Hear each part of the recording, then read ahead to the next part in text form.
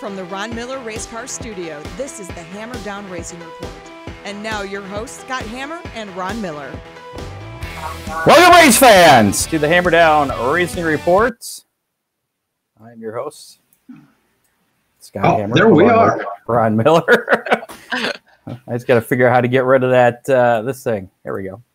Still figuring out our modern technology. Welcome to show number 127, not from the Ron Miller Race Car Studio, as we have been. Well, some of us are. Kicked out. You're not really in the studio, though. You're kind of in your office.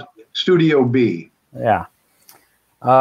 Joining us tonight, you see over there on the right-hand side of your screen, that's Alex Smolders, go-kart racer, iRacer. Would you be an iRacer? Is that what you call it? Someone who races an iRacer? Yeah, I guess that's what they call us. iRacing extraordinaire. We'll be talking to him just a little bit. Want to mention that we are live on Facebook. We used to be live on Twitter, Periscope, and what was the other? Oh, YouTube. But with this new situation, we're only live on Facebook until we can get back into the Ron Miller Race Car Studio. Then we'll be live on all three platforms once again. But, of course, you can always listen to us on iHeartRadio or whatever your favorite podcasting platform is. Make sure to like us on Twitter. Scott, where's the scroll across the bottom? Oh, yeah, I forgot to start that. It's one of those things. It doesn't start automatically. And then I got to choose one of these options over here. Is this one? You just like seeing your name down there. Got to keep the sponsors happy. I know. Speaking of which, we have a new one coming on board tonight. We'll talk about that in just a moment. As I mentioned, Alex Smolders from Canada. I don't know that it really makes a difference because he's 40 minutes across the border from Detroit. Yeah, we're not that far. Is that No, that wouldn't be our first international. No, we've talked to we've had Australia. Blake. Yeah, okay. Maybe a first Canadian. I'm not sure. Anyway, we'll also talk about the round one of our Dittman Motorsports virtual car show bracket. That round one will be wrapping up shortly. I want to show you something here because there's still just less than an hour to vote, and this one is a pretty close one here. I got to hide the rest of us for a moment. Hopefully everybody can still hear us. Can you still hear me, Ron? I can. All right, good. So this one, match number 4, this thing's coming down to the wire. 0.1% separating Larry Kingseed Jr. and Dave Ferry's car. I guess that's Josh Ferry that drives that. Both really great-looking cars, Scott. Yeah, 8 o'clock is when those first 4 matchups end. So you can still vote. All you have to do is click on whichever one you want to vote for, and yeah, you're good. So we'll talk more about that coming up a little later. There's some other pretty close matches as well. So that being said, I want to thank Ron Miller Race Cars up there in Lambertville, Michigan. Give them a call, 734-856-7223. You still doing any of the iRacing rigs, Ron? You working on any? Getting any done? No, we've wrapped them up, but shop is just staying busy, Scott. That's good considering there's no racing, but congratulations on that. There's even, but there's talk about racing, so and we have a lot of talk about that coming up tonight. Talk's cheap. Yeah.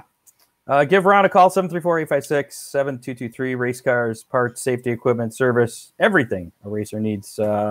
Gift cards. What's the next holiday coming up? Mother's Day. Get something for your mom from Ron Miller Race Cars. Yeah.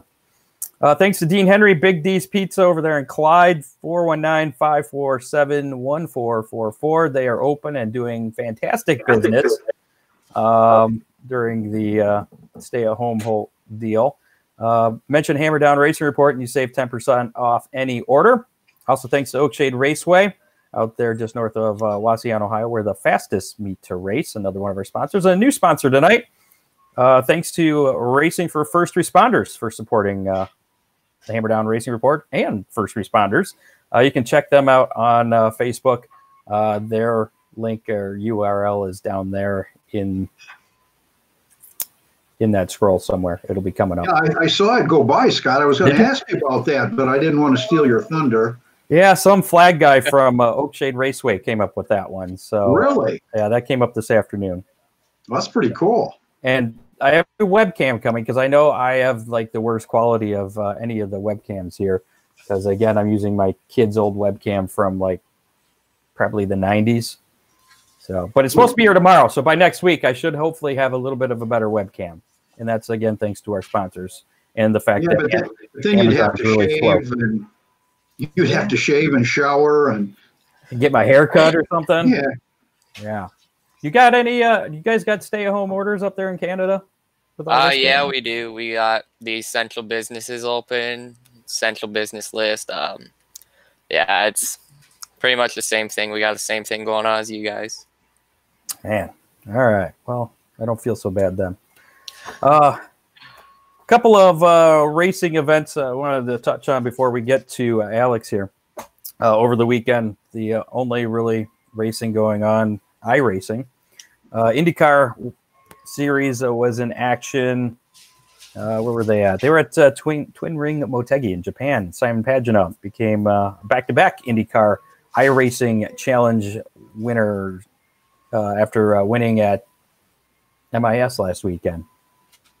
So congratulations to him. The next race in that series will be at the Virtual Circuit of the Americas in Austin, Texas, and that'll be shown on NBCSN at 2:30 in the afternoon on Saturday. NASCAR iRacing, William Byron won his second straight eNASCAR iRacing Pro Series Invitational race on Sunday afternoon at the Virtual Richmond Raceway. I did not get to watch that. I had the power off. I was working on some projects around the house, so that may create a problem with the last week's How Many, Ron. We'll talk about that a little later and how we'll figure that out, unless you kept track of how many times that incident of Kyle Larson was brought up. Yeah, I did. How many times did they mention that on the broadcast? I never heard one. Now, to be fair, I tuned in 4 minutes late, so they could have said something in the intro. Okay. But during the entire race, and I never fell asleep.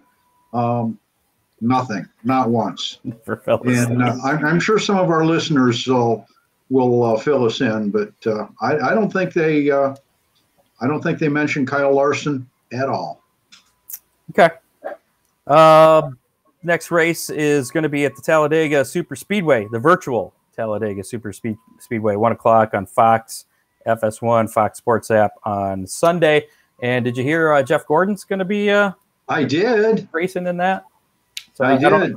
I don't know how that's going to mess up his if he's still going to be doing the broadcasting and Clint Boyer maybe Clint Boyer won't be racing. I don't know how that's all going to work out. Maybe he and Clint will trade places. Maybe, unless they have 2 rigs. That'd be kind of cool if they had 2 rigs in the same place and they took each other out, and then they could actually get in a fight and give each other the coronavirus or something. That part wouldn't be cool, but the fight part would be pretty cool. Although I did see something, I don't remember if it was a meme or something, or it was just maybe a post where somebody said that if somebody gets into an altercation in the iRacing, that after the race they get into like another video game, a fighting game where they fight each other. I don't know, Mortal Kombat or something. Yeah, wouldn't that be cool? I thought it was a good idea. I've heard people doing that on the dirt side of stuff, but I haven't heard them doing that for NASCAR yet. See, I think that'd be a good idea. It'd just be a whole lot better if they reached over and gave each other a Corona. With a lime or without a lime? Oh, I got to have a Corona with a lime. I don't know, man. Even the lime and stuff does not taste very good. That's just my opinion. See this? I have this list here. This is all stuff to get to, but we'll get to that after we talk to Alex here. Alex Smolders joining us tonight. Dave Kemmer set us up. How do you know Dave? Do you know Dave? Yeah, I know through my buddy Jason Whittle. He actually is the one who got me set up with you guys. So he told me to get a hold of Dave Kemmer, and he got me connected to you guys. So yeah. Tell us a little bit about yourself and your racing career. So I'm from Canada, about 40 minutes from Detroit. Say about again. I love the way you say about. About. You know, you're not quite as pronounced though. I think you have to go further north into Canada. I don't know. We get made fun of that a lot. That's one we heard this summer, and I don't know. We don't notice it. I don't hear anything. The way you guys say about. I don't know. I can't tell anything. I can't hear it. I love Canadian accents, but do you say "don't you know" a lot too? Don't you know? Yeah, we do. Don't you know? Yeah, don't you know? A. There it is. All right. Sorry to interrupt. We say it all. So we're about 40 minutes east of Detroit, and we do most of our racing in the States in karts. We don't do much in Canada. We normally go Attica, right in there. There's a nice kart track in there. We go a lot of Ohio. We've been all the way down North Carolina once, and as far west as Illinois. Illinois is by the farthest west. And we did end up making one trip to New York last year, which was pretty cool. And then, I've been doing kart racing for about 10 years now, started in 2010. Worked my way up through the junior classes and now running the senior classes. And on iRacing, I started that in 2017. My parents got me and my brother a rig for Christmas, and my brother kind of gathered it, fell off from it, but he's been getting back into it now. And I do a lot of sprint stuff on there, and I got into the iRacing Pro Series, and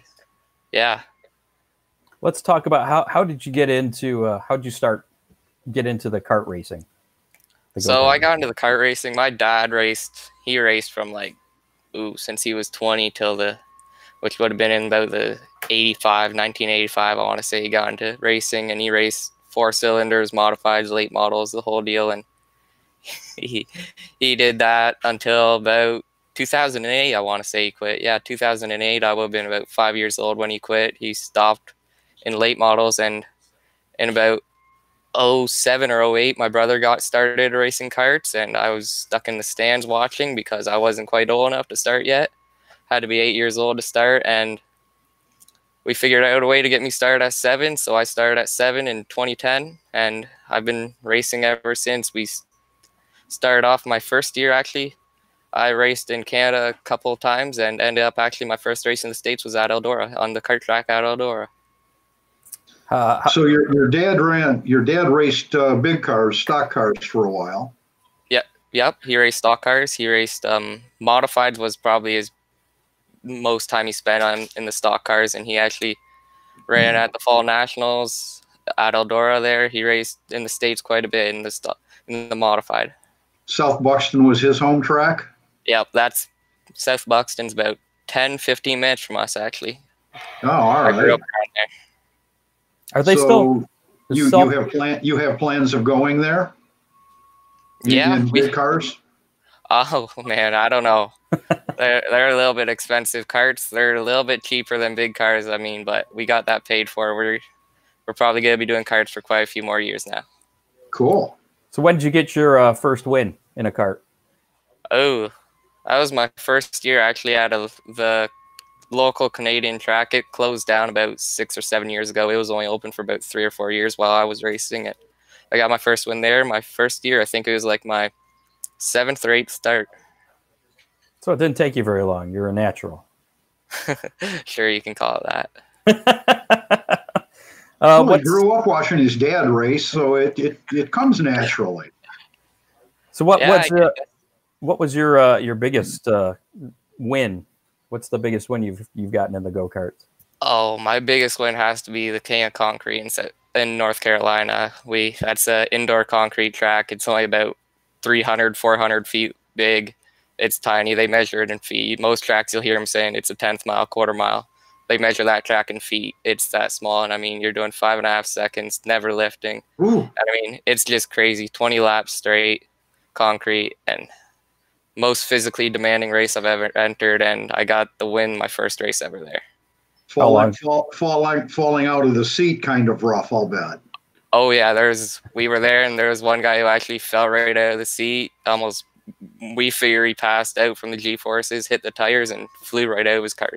And he's been doing racing for about all of his life. And I mean, he was the most winning kart driver last year on dirt. And we just watched him. He hit the tires, and out he went. Fell out of his kart onto the tires.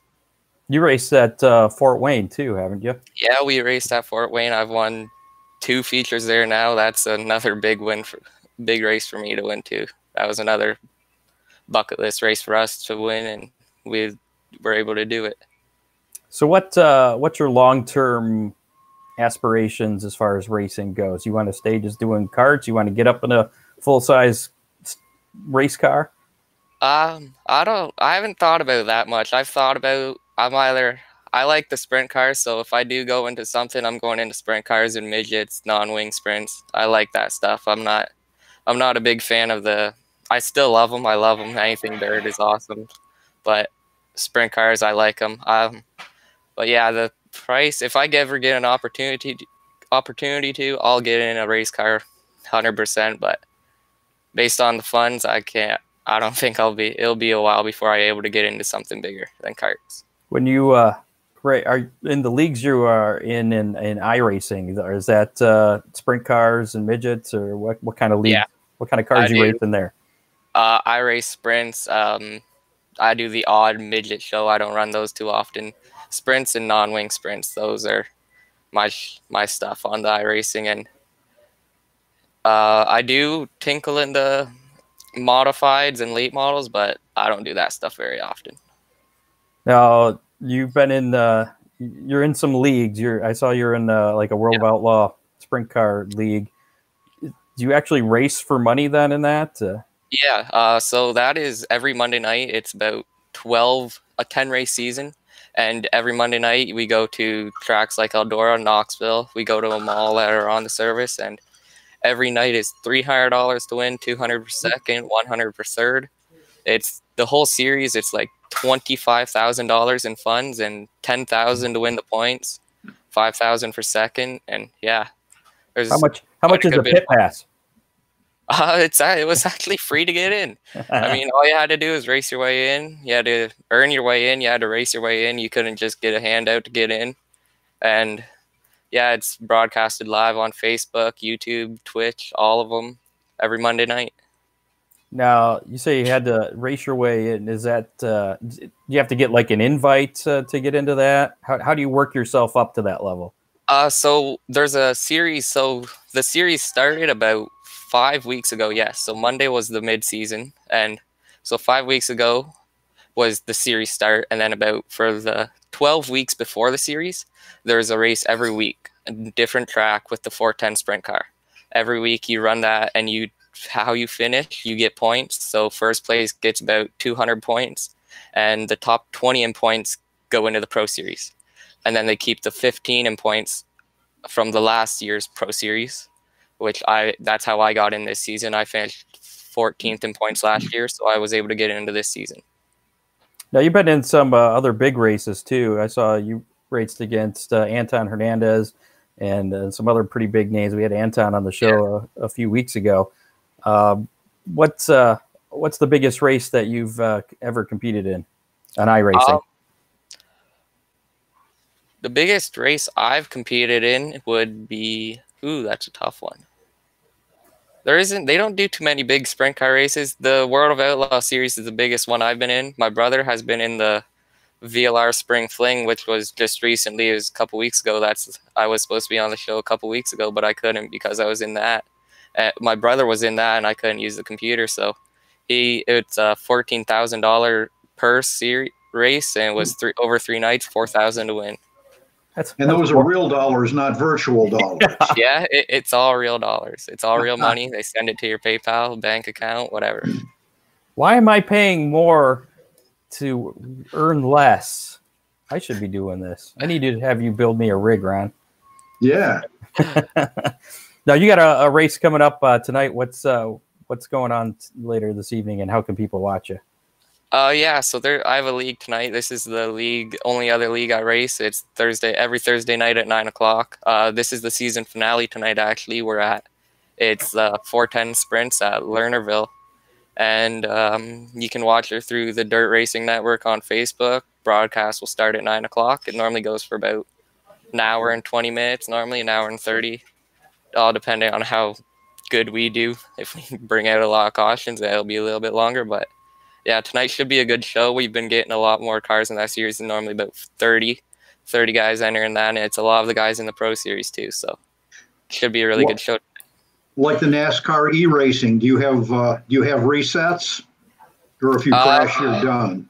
No. In ours, you crash, you're done. If you're in this, you've been doing it for long enough, you know not to crash. You know to save your equipment. You know to keep your car together. You know to stay off other people. You know not to hit the wall, and you keep your car together. If you crash, you're done.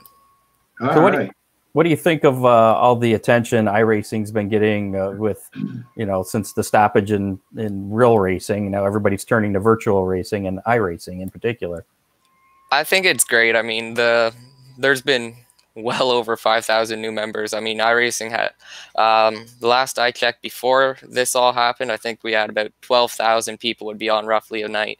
And we're up to about 18,000 every single day. All day we'll have about 12,000, 15,000 members on iRacing. And it's grown incredibly. And even the viewers on the Facebook stuff, the eNASCAR, I think I read something, they had over 1 million viewers the first race. And it's huge for the sport. It's huge for iRacing. It's great. It gives people something to do every Sunday with the NASCAR stuff. And they can tune in and watch the guys who have been doing iRacing for years, some of them. The others that have been only doing it for a couple race in their iRacing provided Pro Series. I feel it's been great for the sport, great for iRacing. Do you think the numbers that you're seeing are because people are stuck at home, or do you think the presence of the NASCAR drivers has driven a popularity? Well, or both. It's both, but I think it is more because of the NASCAR popularity. I think people are watching it because, hey, there it is. There's Jeff Gordon. He's racing. I want to watch him race. Or when Dale Earnhardt Jr. came back, I think when Dale Earnhardt Jr. entered the race, I think that got a lot of people looking and realizing this is something pretty cool. And the NASCAR thing, that when that came along, that got a lot more people watching, a lot more people interested. Well, and I don't think people may realize that there's all kinds of different race series, the World of Outlaws, in different kinds of cars. Oh, yeah. NASCAR, sports cars, pretty much everything. It's just like a virtual world with virtual tracks and a lot of different classes. I haven't heard of any drag racing yet. I have. That's true. No, they haven't got drag racing yet. They don't got drag racing and kart racing on there yet. That's the only thing, real racing motorsports, that I haven't really noticed. Or bike racing, I haven't seen any dirt bike racing on there yet. So back to your karting. Actually, before we get to that, one more question here on this iRacing thing. What's your take? And you can defer if you prefer. What was your take on the whole Kyle Larson deal a week and a half ago, a couple weeks, whenever that was, as far as his iRacing and what he said going out and everybody hearing it? Well, it's he should know better not to say that. I mean, yeah, people say it, but him as a public figure, he's considered a public figure. Lots of people look at him, watch what he's doing. I mean, you gotta figure he should have known better not to say it. And the second I seen it like 10 minutes after it happened. I seen it. I'm like, oh man, there goes Larson. And I mean, you know it's gonna happen. You know the consequences for saying it, and he just gotta be prepared for it. And I think he's gone through some stuff about it, but he'll be back. I don't think it set his career back, but I don't think it ruined it. I think he'll be back for sure. I agree with you. That's a great comment. Now, what about a couple of weeks ago, Bubba Wallace race quitting and losing a real life sponsor over it? Oh yeah, I do. I remember that. I mean, what do you expect? I mean, everybody's turned to this iRacing now. You get upset because you lose and you say something, call it dumb, while everybody's watching it. I mean, it's their source of entertainment right now. And if for you to say something like that, you got to expect something to come out of it. And his sponsor, Blue Emu. I mean, that was kind of funny. When I first read that, I laughed. And yeah. I didn't. It's just, yeah. Have you ever race quit? Rage quit. Race quit. Rage quit. There's a G in there. Yeah, there's a G in there. No, I tried. I always have a button. I got to push a button for me to talk. I always have that turned on. So if I'm going to say something, I don't mean this, that I should not be saying, I don't push that button. I'll say it, but nobody's hearing me. Yeah, well, Larson thought that too. But yeah, he did, but he thought he was just talking to his spotter. Yeah, he thought he was talking to his spotter. He had something wrong with his settings, and that's what happened. But so what? Still moving on. If we weren't all doing this stay-at-home deal, what would your schedule look like as far as the go-kart racing in the real world? Our first race was actually supposed to be the first weekend of this month, which would have been like the April 6th, I want to say, at Eldora. Ooh. We were planning on going down there to race, but that got canceled, and we can't even get across the border right now. So we got, I think, till like May 20th before we can get across, at least at this point. They're probably going to extend that farther, but we're hoping they're not going to. And so, yeah, that was supposed to be our first race. We're supposed to have another race coming up in 2 weeks at Eldora again, but it got postponed as well, and we can't even get over. So, yeah, we normally try to go over about once a month, sometimes twice or 2 or 3 times a month to race. We normally just do it as it comes. We see a race coming up, we're like, okay, let's go. But yeah, we try to get to Eldora as much as we can because that's always the best competition around and one of the toughest tracks to get a hold of. So you learn a lot there and you race against a lot of good people there. So we try to get there as much as we can. I know a lot of the late model guys, when they go to South Buxton, getting back into the U.S., even for American guys, is a bit of a problem. With the go-kart, do they give you a big hassle at the border? We've had only about 2 times. We go probably about 18, 20 times across the board, about 18, 20 times a year for racing. Sure. And normally about twice a year we get a hassle, and it's never on the way there. It's always on the way coming back. They're pull us in. They want to see. Sometimes you just get a nice guy who just wants to see, and he just wants to see what it's about and what it is you're doing. They don't really actually care about if you're doing something illegal or wrong. They just want to see what it is. But no, it's normally pretty good, but there's the odd time you'll get pulled in and hassled. That's on the U.S. side? That's when we're coming home. Whenever we're going there, we rarely ever have a problem. We never have problems getting across, but coming home, it's always a problem.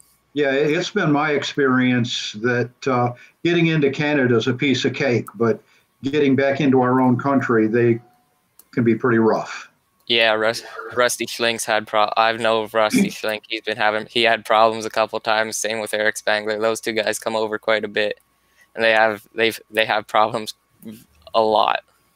Yeah, so, we were involved that one time that he had big problems.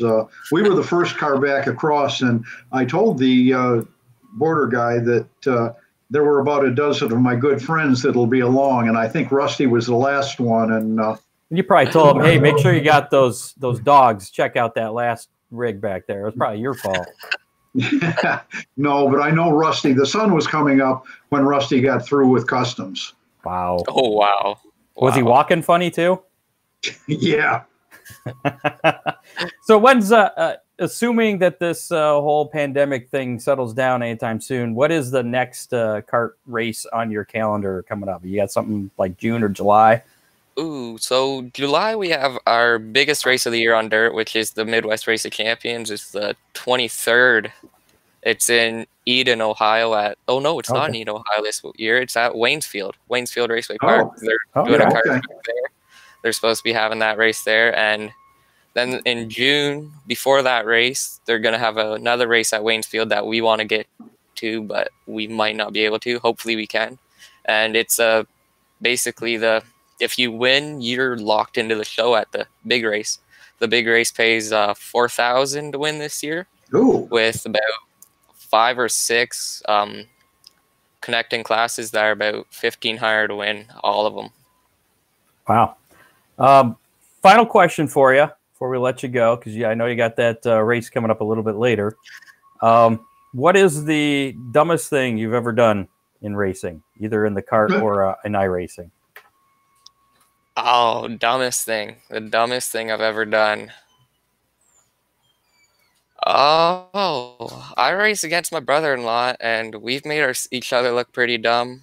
But me and my brother, the dumbest thing I've ever done would probably be we were at a race at Fremont in Ohio there.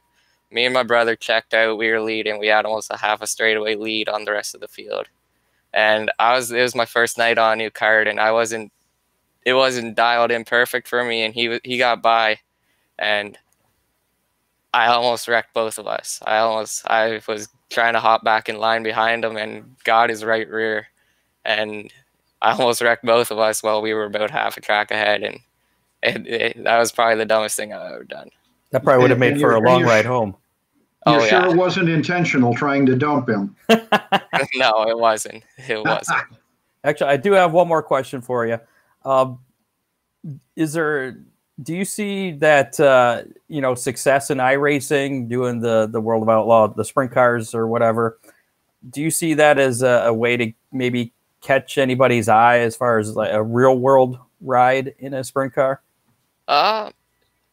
Yeah, there is leagues out there that'll give you a world ride, a chance to drive a car. There was a couple years back, there was a midget league that gave people a chance to race a Focus midget out west in Washington in the Focus series. And I know a couple guys who got a chance to do that. They didn't get a chance to go anywhere past that. But they still got the chance to drive a midget, which was really cool. There's also a league going on right now. It's called the Fast League, I'm pretty sure. It races Friday nights, and it's for a chance to drive a 305. Somewhere in Ohio or Indiana, it's actually somewhere in there, somebody's doing that. And I'm not competing in that. I'm busy. I'm tied up on Friday night, so I haven't been able to compete in that. But I'm on Kinzer Sim Team is the team I'm on, and it's Craig Kinzer Racing. Wicked Cushion, the guy on my hat, Matt Henninger, he got it organized. And there's a lot of real world guys who have simulator teams. William Byron, he has a esports team. A bunch of the NASCAR guys have esports team for iRacing, and a lot of the dirt guys have got them too. So you're hoping for maybe someday somebody will see you racing there on iRacing and say, hey, I need you to hop in my sprint car and go compete at Attica and Fremont. Hey, if it happens, it'd be awesome for it to happen, and I'm hoping for it, but who knows? All right, man. Well, best of luck. Good luck in your race tonight. Thank you. All right. Good luck. Alex Smulders, we'll let you go. Thanks for coming on. Alex, you're very well spoken. You're very well spoken. If you get into real motorsports, you're going to do well. What are you saying? Go-karts aren't real motorsports? Are you making fun of him? No, I'm not. I'm just saying. I'm just saying if he gets into big cars, he's there. All right. All right, man. Good luck. Thank you. Thanks for having me. All right. Again, Alex Smolders, thanks for joining us tonight. Very well spoken, young man. He was. I was impressed, Scott. So I'm sure we'll probably see more of him, maybe virtually or in the real world.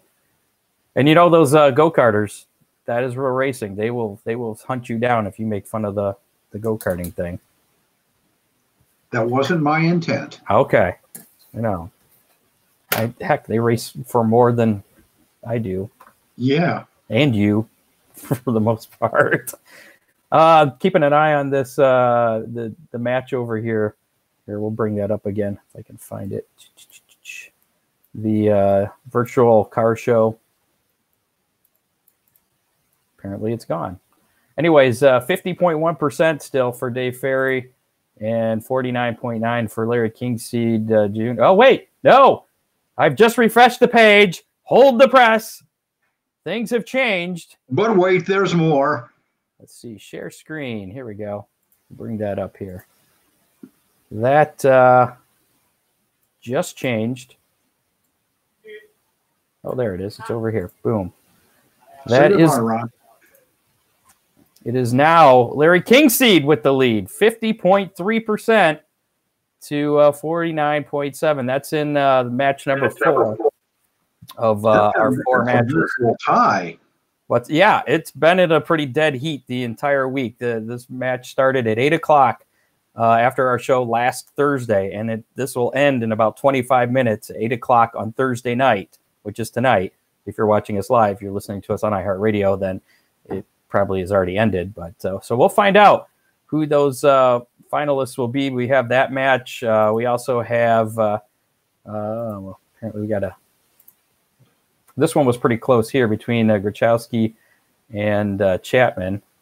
Chapman's got a 52 to 48% advantage there.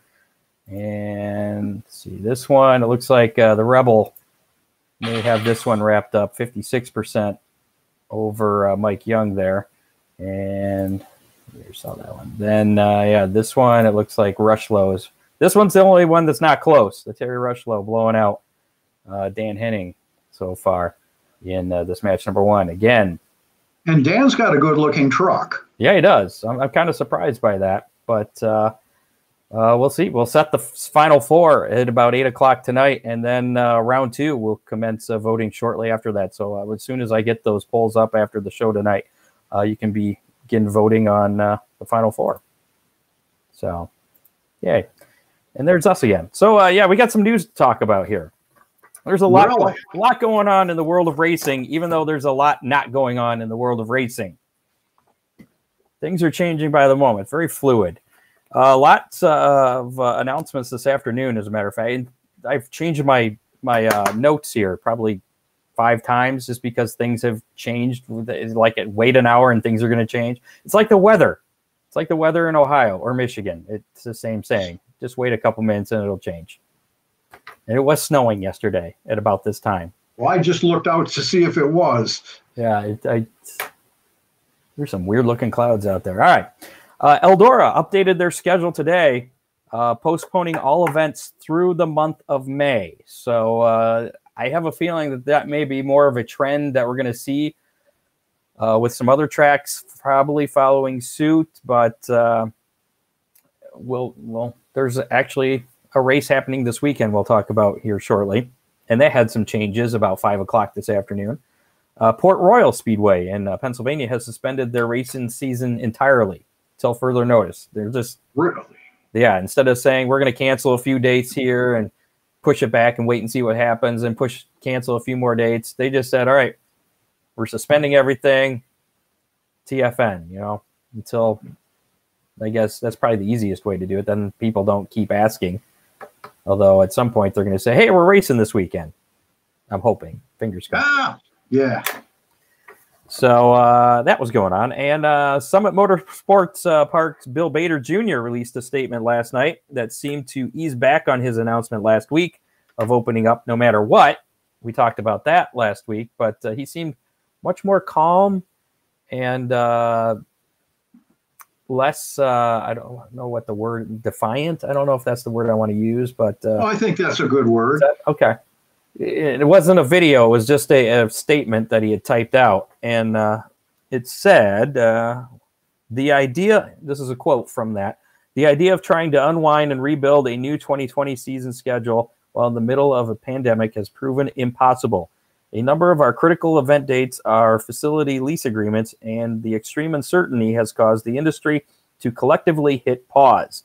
As a result, I have no news to report other than we are working diligently to put the proper systems in place to meet all CDC best practices in order to open safely in 2020.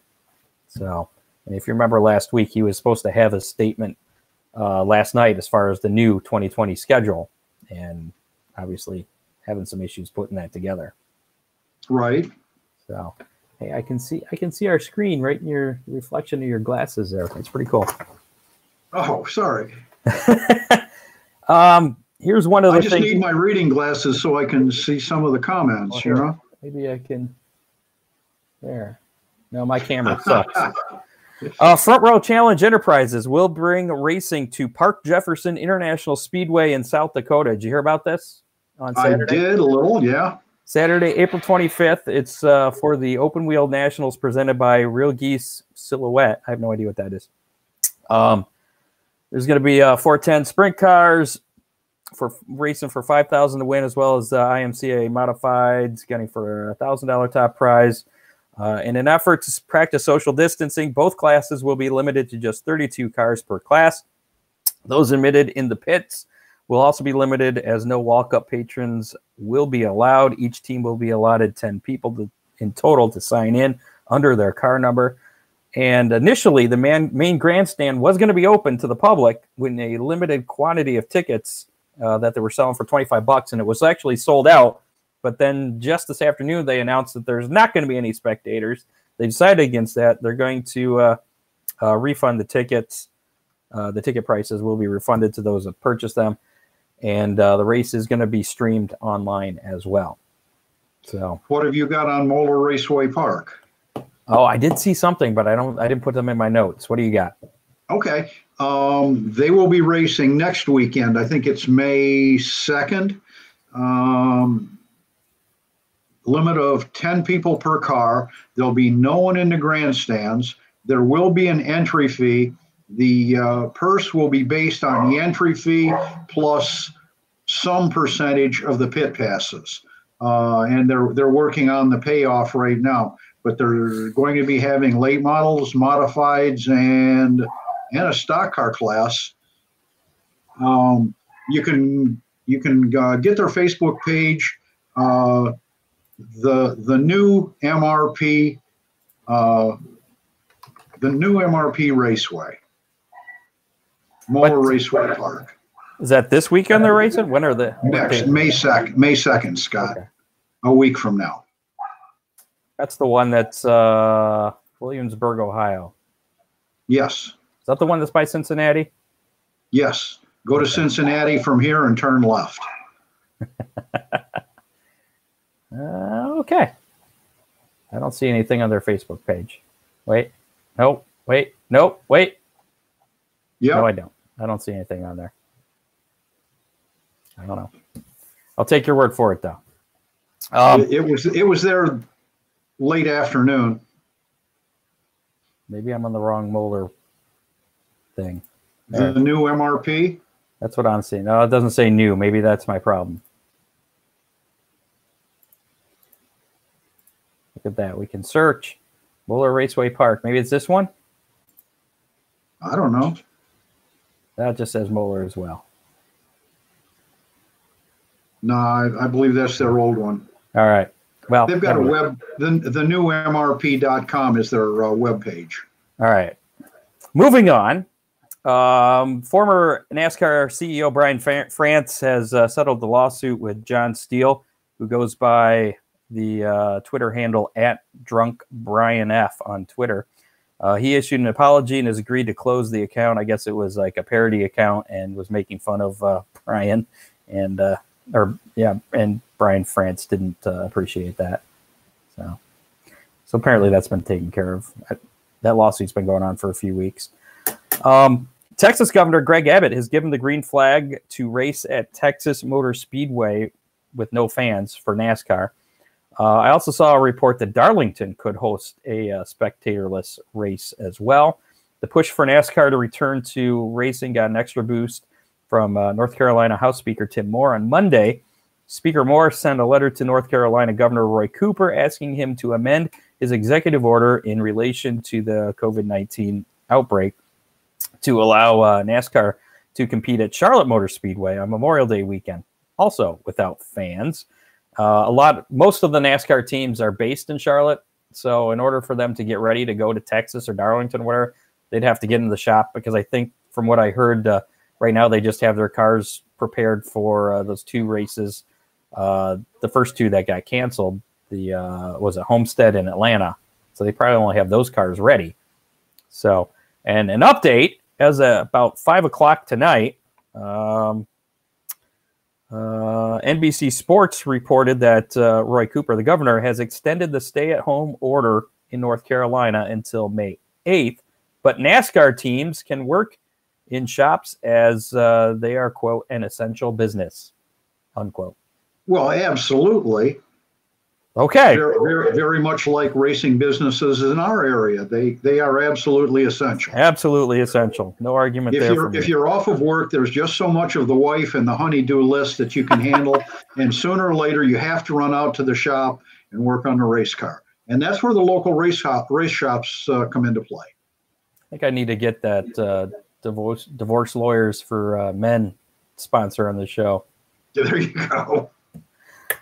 Bush Creek Motorsports Complex in Peebles, Ohio, will be hosting their 20th annual opening event on Saturday, May 9th.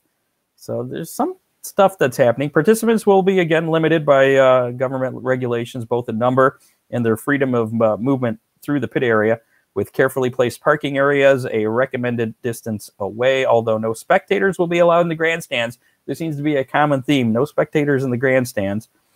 I just lost my place. There's a limited number of trackside parking. Teams are limited to 10 or fewer members, including the driver and the pits. Pit Row TV will broadcast the event online for $19.99. It seems that spectatorless racing is the way to kind of ease back into it, but if it doesn't make sense financially for a track, I don't know.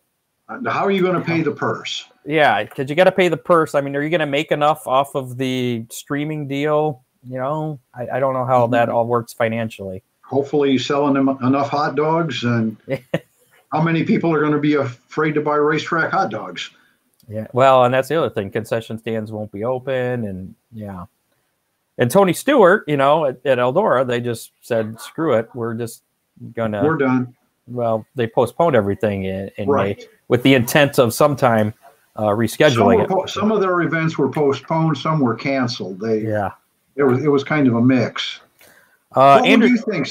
What do you think the reception would be, Scott, of some of the tracks opening just for practice? $50 or $75 a car limit, and again, limit 10 people per car. And I could have swore I saw Atomic Speedway had somebody practicing. I think it was last night. I think it was Moeller that we saw last week. One of our local favorites was practicing last weekend with his stepson. I think practicing would be all right, because that's technically still social distancing. Yeah, see, and it would be a spectatorless event. Yeah. Or it could be.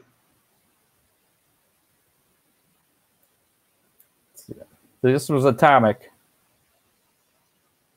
It's just nice to hear that sound. Yeah. Hopefully that sound's coming through on the broadcast here. I'm not catching it. You're not hearing it? All right. I'm hearing it. It sounds pretty sweet. All right. Moving on. Anderson Speedway announced on Monday that the 72nd annual Payless Little 500 presented by the UAW has been rescheduled for Saturday, September 5th. All events scheduled for Memorial Day weekend with regards to the Payless Little 500 are now being moved to Labor Day weekend. When's the Indy 500? That's been moved to August. I don't remember the exact date. I just remember that was moved to August. Mm-hmm. And they got the road course at Indy that same weekend as NASCAR is supposed to be there, July 4th. I didn't know if Anderson was kind of coordinating theirs with the 500 at Indy. Not according to this, because Labor Day is in September. So, all right. And that's pretty much all the news I have as far as racing. Nope. Yep. That's it. With all the schedule changing and everything. Dave did provide a full list of things that have been canceled and rescheduled or postponed, and it would pretty much take the whole show to go through it. The All-Stars, they've postponed a couple more dates or canceled. I'm not sure which. Like I said, the whole thing's fluid, and it's kind of, at this point, I don't really want to talk about it too much because it's just going to keep changing. It could change 2 minutes after we're done. And probably will. But I've talked to a couple of promoters this week, and they're, like you say, they're keeping it kind of fluid. One of the promoters in Michigan was a bit less confident than some of the Ohio folks. It seems to be, it just depends on the track, I guess. I mean, some of them are figuring out ways to make it happen, and some of them are like, this is probably, is it worth the risk? Is it, not just health-wise, but financially? It almost seems like Michigan is going to open about a year later than everybody else. About a year later? Well, you guys did start. And that's the only comment I'm going to make on our governor. You guys did start the social distancing a couple days later than us in Ohio. So Dave said it did change. What changed? I don't know what changed. What changed? Looking through some of our comments here. All right. Some of the things that are on the schedule before we get to this week's How Many and a chance to win free pizza from Big D's Pizza. I'll tell you about upcoming races just because we are less than 2 weeks away from some of these, which have not yet been canceled, but I do foresee them being canceled. But since they're not canceled, I'm going to tell you about them. But please keep in mind that there is a chance. They're subject to change. Yes, very much subject to change. So don't show up on Friday, May 1st at Lima Land Motorsports Park and be upset that nobody else is there. But you heard it on Hammer Down Racing Report a couple weeks ago. I'm talking into the future now. Double check with your Facebook, their column, whatever, some way communicate. Just pretend it's really cloudy outside. You ought to call the racetrack just to make sure. Yeah, and we'll probably have an update next week because we will have one more show before some of these tentative openers. Again, Lima Land scheduled to kick off their season on Friday, May 1st. That's a week from tomorrow. So, yeah, we will have another show before their kickoff. 1 week from tomorrow, season opening shootout featuring the NRA Sprints, Modifieds, and Stocks. My question is, and I'm kind of curious, if you're watching us on Facebook Live, leave a comment. Would you go as a fan or a racer if your track decided to race either this weekend or next weekend? Would you go? Or would you stay home because, it's not worth the risk health-wise to you or anybody else? Yeah, give us your answer. Just a real quick yes or no. Yeah, it's a real quick survey. I'm kind of curious about that. Also tentatively scheduled, because they've only canceled April events, is Attica Raceway Park with the Adkins Group Smith Paving Night on Friday, May 1st with the Attica Fremont Championship Series 410 Sprints, the Attica Oakshade Late Model Series, and 305 Sprints. We'll see if that happens. Also, tentatively scheduled for that same weekend, May 2nd on Saturday night, 3 tracks, and Chris is actually on here. He says, and Chris Mize says, no, he wouldn't go, and his is one of the tracks that hasn't canceled as of yet, but probably will, I'm guessing. Maybe he can give us an update as to their May 2nd plans. But Oakshade Raceway, scheduled May 2nd with the Oakshade Attica Late Model Series, part of a 2-night weekend for that. Sportsman Bombers and Compacts Fremont also scheduled to kick off their season with the Custom Metalworks Night open wheel shootout featuring the Attica Fremont Championship Series 410 sprints, 305 NRA 360 challenge, and the Boss non-wing sprints there. And Sandusky Speedway on their schedule, the Pure Stocks, Renegades, Beginner Stocks, and Weekend Warriors. Again, that's all Saturday, May 2nd. That's on the schedule as of right now and has not been canceled as of yet. We'll have an update next week on the show. Tune in Thursday, 7 o'clock, Facebook Live. Check us out on YouTube, Twitter, wherever you. But if Sandusky races, Chris Mize won't be there. Is that what I understand? He says he's one of the few no's as far as ever. There's a lot of hell yeses and yes, absolutely. Let's race. I would go. So yeah. Oh, there's one there. Regrettably no. So there's a couple no's in there. Kyle Bingham says Big D's is awesome food. So yeah, we know that. Chris Mize does say we will open when it's safe. Absolutely. That's okay. Can't argue with that. When that is the question. All right. Last week's how many for a free Big D's pizza was how many times will the Fox commentators bring up the Kyle Larson incident that we talked about, his unfortunate word choice during an iRacing event a week ago Sunday. I didn't actually see this, and I'm going off of what Dave Kemmer said. He said they didn't mention any names, but they did mention somebody losing their job. So I would count that as at least one reference. So that's what I'm going with. Okay. Sound fair? And I guess it was toward the beginning of the broadcast, I think. He said they cut it out on some replay he was trying to watch. So I'm going to go with that.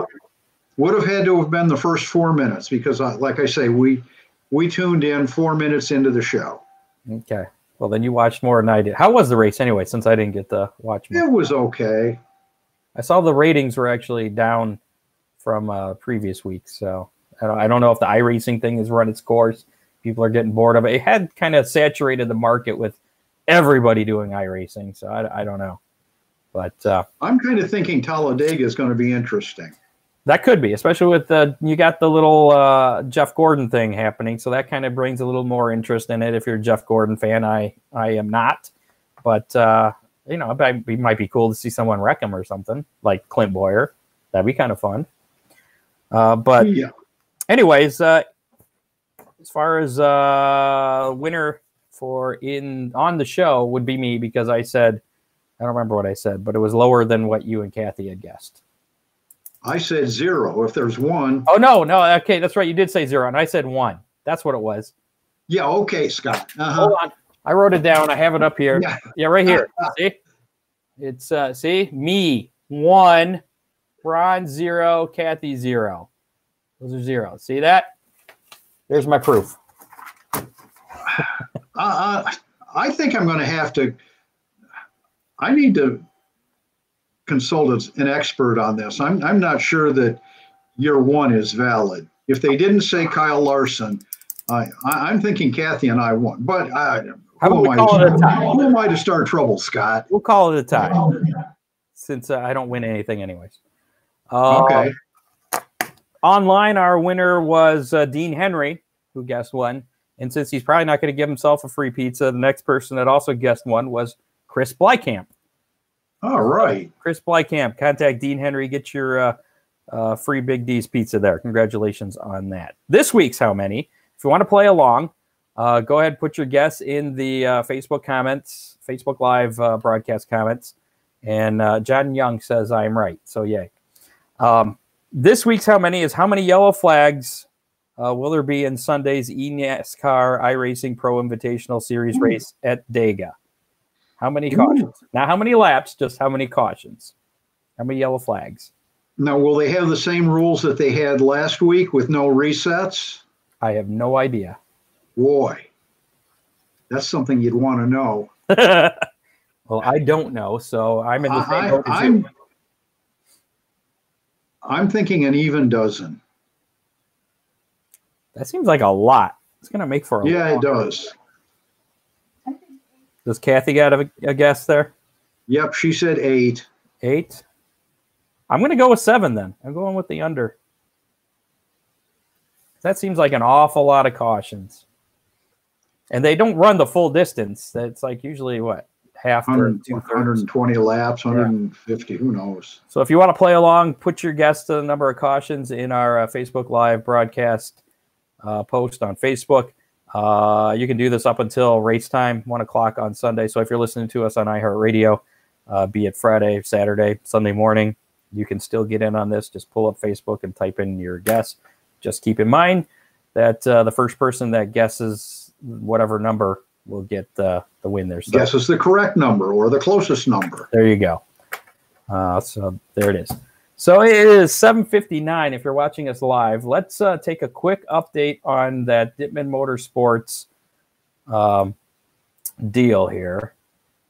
On the brackets. Yeah, the brackets, because they're about to end here in like 1 minute. So let's check out how things are doing. Let's refresh this. And it looks like I'm going to call these now. I'm just because it just turned 8 o'clock. I'm going to say these are over. Matthew Chapman will be moving into the Final Four, defeating Jamie Grachowski 52 to 48%. So that was match number 3 there. This is match 2. Let's refresh this and make sure that this is correct. This is Mike Young versus the Rebel Dennis Wisman, and Dennis Wisman is going to take that one with 56% to 44%. So the Rebel, Dennis Wisman, moving into the Final Four. Let's check out this one. I'm going to say Terry Rushlow has defeated Dan Hennig 73 to 27. That is complete there. And then this one, the real close one. This one's been going back and forth even during the broadcast. Let's refresh it and see who the winner is. It's going to be Larry Kingseed Jr., 50.3% to 49.7% for. Boy, that's got to be just a couple of votes, Scott. Yeah, well, you can do the percentage. There's 962 votes, and multiply that by percentage. You can figure out exactly how many votes there are. I'm not going to do the math in my head, but that's close, awfully close. So Larry Kingseed Jr. representing the sprint cars, moving on into the Final Four again. I'll have those new matchups posted here shortly after we conclude the broadcast here tonight. Let's get rid of that. Put us back on. We'll have that Final Four set, and the voting will begin for that for another week. I'm not sure if I can make it end like at 7 o'clock before we go on. I'm going to try. I'm not sure if I can do that, but again, you just will vote by clicking on the car that you want. And that'll be to determine the championship for next week. Again, credit from Dittman Motorsports, $200 worth of stuff from there, $50 gift certificate for Big D's. We got some vintage American race car swag, $100 for second place for Ron Miller Race Cars. Credit with you right there. Wait. Yeah, yay! Yay! The second place prize, $100. Then $10 10 gallons of that race fuel for our third place finisher. And our fourth place finisher will get the pit pass for Oakshade Raceway. So once we get the final set, we'll have the third and fourth place finisher in a match against each other as well to determine first, second, third, fourth. Make sense? Good? I hope so. Enough, yeah. So we'll probably, we may have, well, I'm not going to say that. I will say next week on the show, we will have Norm Van Ness, for their former weather guy on Channel 24. And big time race fan, big racing family as well. We'll be talking to him about his family's racing accomplishments and everything else going on. Might bring and his racing prowess in the Celebrity Challenge. Yeah. We need to bring that up, don't we? Yeah. Might bring. Sure got you sucked in on it, didn't it? Might bring Craig Dittman back. Yeah, it did. It did. But that was before I actually had to work on the car. That's the part that's not as fun.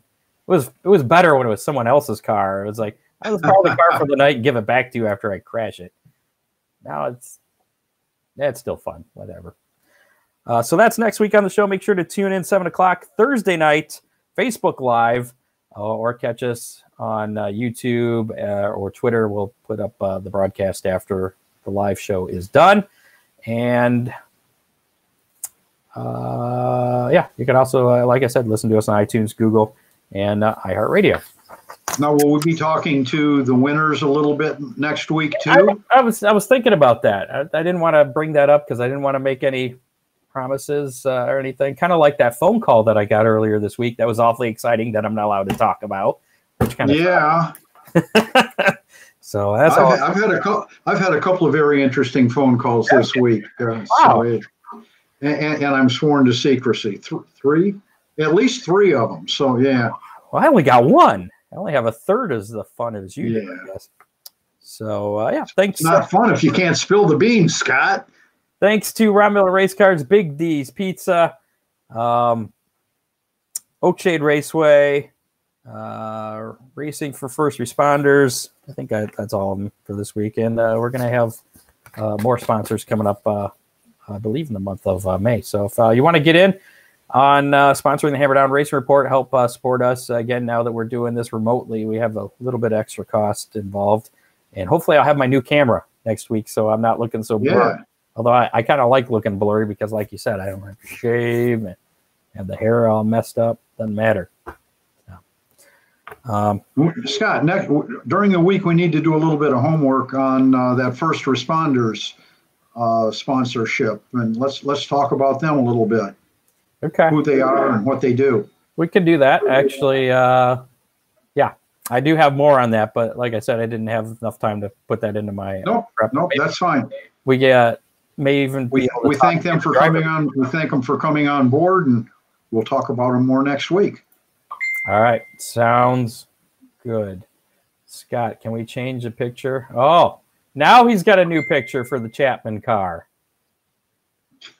I don't know. Should we allow a new picture for the Chapman car? I'll have to talk to Craig. We'll talk to Craig. Well, I don't know. His name's I don't know because I got the same question from the Rushlow gang this week. I guess they've got their car wrapped, and I told them I didn't think it would be right to change in the middle. So you'll have to make a decision on that. I'll talk to Craig and see. All right. I'll have to get with him before I put up the polls. Again, the polls. My 2 cents worth is go with what got you there. All right. But I like that. Again, those polls will be opening up. Probably give me till about 8:30, and I'll have the final four posted on our Hammer Down Racing Report Facebook page, and you can vote there. Just once, but you'll have a week to vote. So it's one vote per person on Facebook. Cool. Let's get the hell out of here. It's time for dinner, Scott. Fortunately, I don't have to go very far this time. I think I want some popcorn. I'm going to have some popcorn. My car's still not ready, by the way. So mine too. All right. Well, we'll get it ready. We'll see you next week. Scott Hammer, Ron Miller. We'll see you. Again, bye, y'all. On next week. We out. Race Car Studio. Listen on demand on iHeartRadio.